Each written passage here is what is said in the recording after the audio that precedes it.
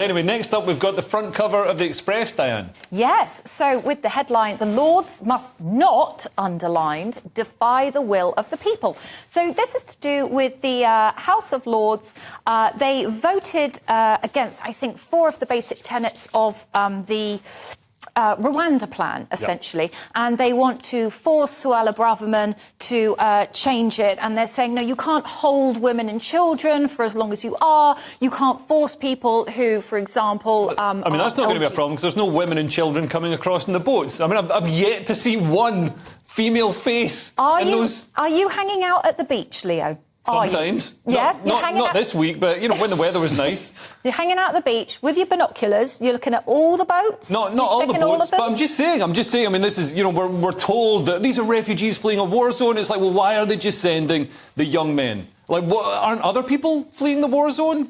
Well, this is what sort of the House of Lords are trying to sort of do. They're saying that if women and children are coming across, they're being held for too long. They're also saying that that we shouldn't send people back to Rwanda if they're LGBT, because they could be persecuted in their own home country. So somebody can just say, oh, by the way, I'm non-binary, genderqueer, so then they've got a loophole for not getting sent to Rwanda.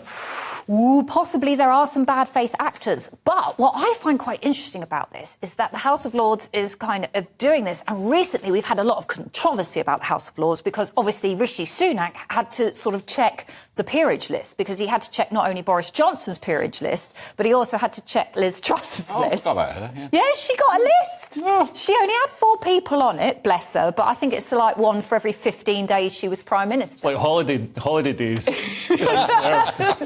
So it's quite interesting because there's so much about how we should possibly reform the House of Lords, because also, you know, there was that whole thing about you pay 3 million quid to the Tory party, you get a peerage.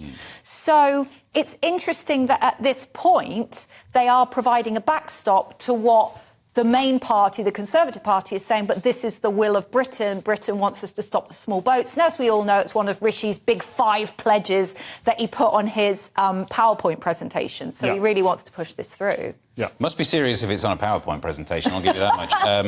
This is the role of the House of Lords, though, so it's one of those things where if you want it reformed, reform it anyway. Don't just complain when it goes against what you want. The House of Lords needs reforming. The way in which we do it is a bizarre system. Something needs to be improved.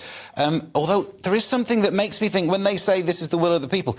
When was the last time you actually checked with the people? I'm not saying it's not, but this is about 3 Prime Ministers since last time anyone spoke to the people. Well, if we look at other European countries, so, for example, in France, this poll was done before the riots of the past week. 64% of people said they were in favour of stopping, just completely stopping all immigration from outside Europe. So I think my point is rather that it's cheeky for the Conservatives to use the phrase, this is the will of the people, when they've not spoken to the people for 3 Prime Ministers now. Well, I think every time this question has been put to the people, I mean, yeah, no, that's a good point. But every time this question has been put to the people have said, actually, we don't want this mass immigration from sort of despotic, war-torn countries with, you know, men who follow these violent medieval ideologies. You know, we think that might cause a few problems, and, you know, it has. We've got 40,000 Islamists on terror watch lists and stuff like that now. So every time the people have been asked, they've given a pretty clear answer, and they've been resoundingly ignored every time. And now you've got the elites, you know, the people in the House of Lords. You've got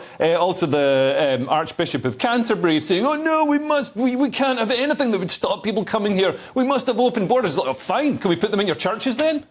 Yeah, the church has got a lot of room, haven't they? And not many people are turning up there, so they have got the space. Yeah, solves 2 problems. Anyway, moving on.